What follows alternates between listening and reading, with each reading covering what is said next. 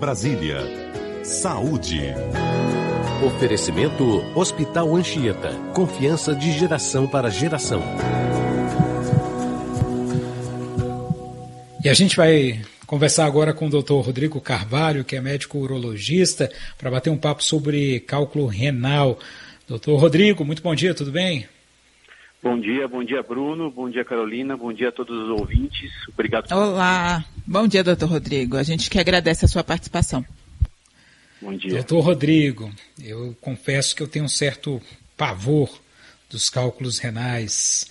Já tive a oportunidade de presenciar pessoas que tiveram crises, e aí penso, não quero isso para mim não, mas eu lembro das indicações de especialistas que para evitar esse tipo de coisa eu tenho que beber muita água e nem sempre eu bebo.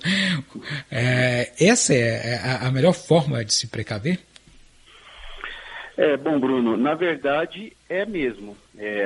Todo mundo tem que tomar por volta de 2 a 3 litros de água por dia.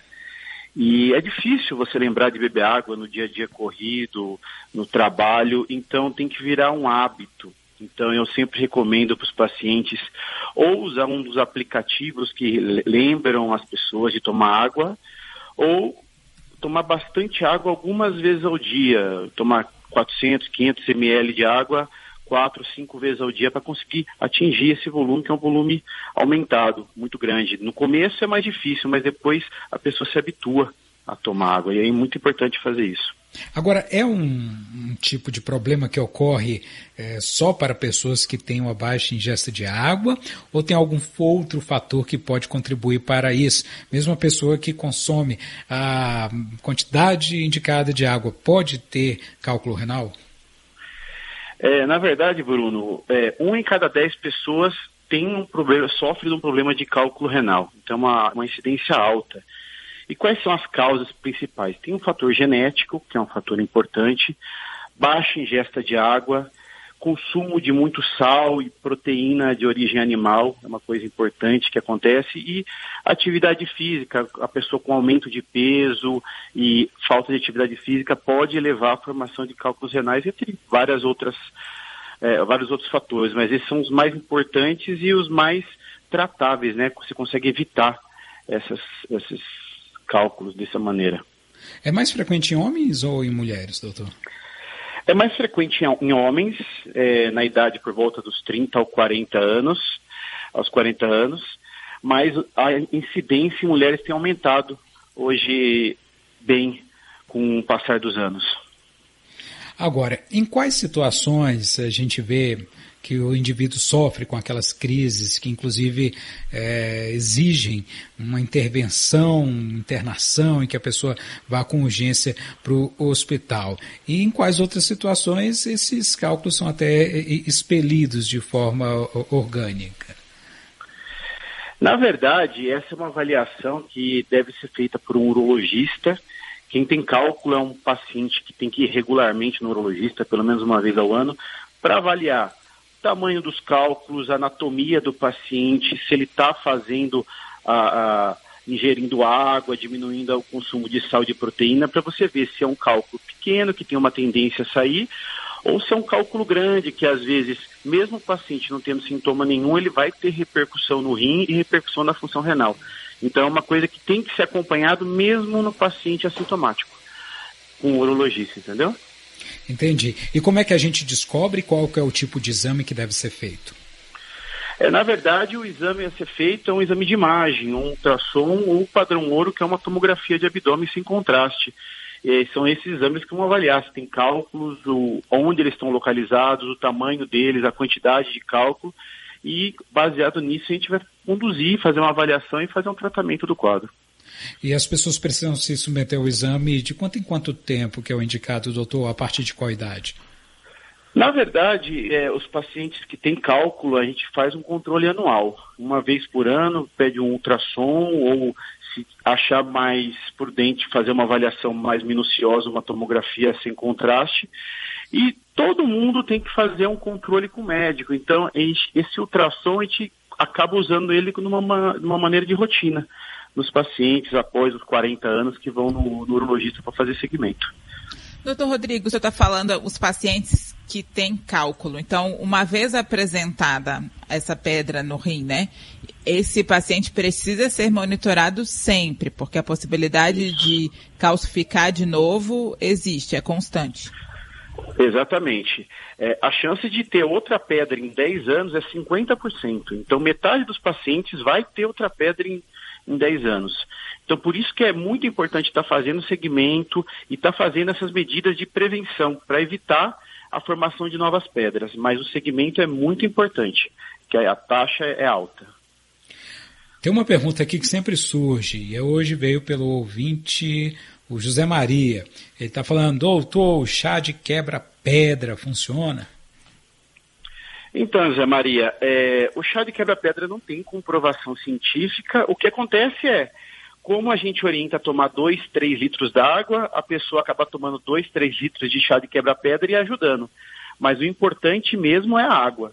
A função do chá não tem comprovação científica que ajuda, entendeu? E, doutor Rodrigo, nessa época do ano, a gente está aí caminhando para a seca aqui no DF, né? Aumentam os casos? Existe alguma relação com o tempo? Isso favorece a calcificação? Ou realmente porque quem não bebe água nunca e na seca, enfim, a situação fica mais crítica? Boa pergunta, Carolina, é que quando está na seca, a influência de não beber água é maior.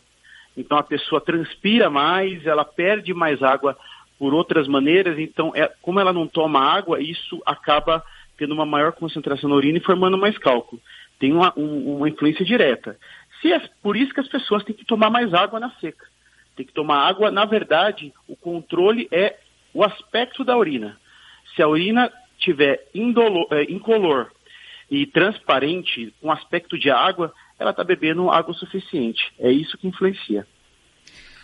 A Carla está perguntando aqui que as mulheres não costumam muito ir ao urologista, mas frequentemente fazem os exames de rotina no ginecologista.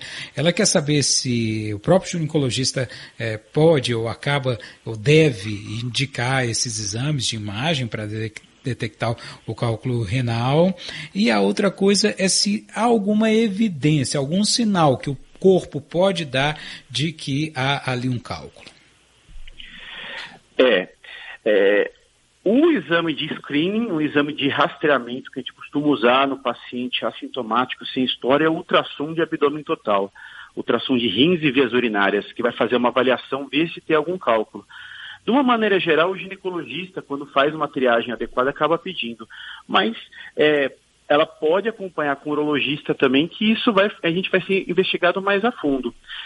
E qual que é a outra pergunta? Desculpa, Bruno. Se há algum indicativo, algum sinal de que a pessoa pode estar com cálculo renal, algum tipo de ardor, dificuldade de urinar, isso pode representar de que a presença dessa pedra nos rins? Na verdade não, Bruno. Quando, de uma maneira geral, às vezes pode acontecer, mas de uma maneira geral, quando acontece é quando tem a cólica mesmo.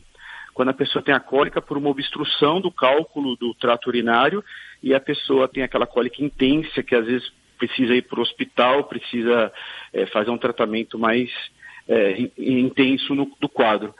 Mas, na verdade, ela tem que tentar evitar chegar nesse momento. Um sintoma de alerta não vai ter. Ela tem que acompanhar com o médico e fazer uma triagem de uma maneira geral. Eu até abri dizendo que tinha pavor dessa situação, porque eu já presenciei um rapaz muito forte, que não tinha medo de nada, que não sentia dor com nada, mas que teve uma crise. E ali ele sofreu como uma criança, sabe? Tamanha dor, que inclusive as pessoas falam, né, doutor, que é o mais próximo que o homem pode experimentar de uma dor do parto ou algo semelhante. Exatamente. A cólica é muito intensa mesmo. E como atinge mais as pessoas de 30, 40 anos, o adulto jovem, você vê esse tipo de situação no dia a dia, com pessoas com muita cólica, muita dor. Então a gente sempre orienta, está fazendo investigação para até evitando chegar nessa situação, né? Mas, enfim, dificilmente evolui para alguma coisa mais grave, doutor? Só se a pessoa não fizer o cuidado adequado, viu, Bruno? Tem alguns casos que pode evoluir para alguma alteração de função do rim ou algum quadro de infecção, mas se a pessoa fizer o segmento certinho e usar esses métodos para evitar formação de cálculo, a gente consegue fazer um tratamento melhor do quadro.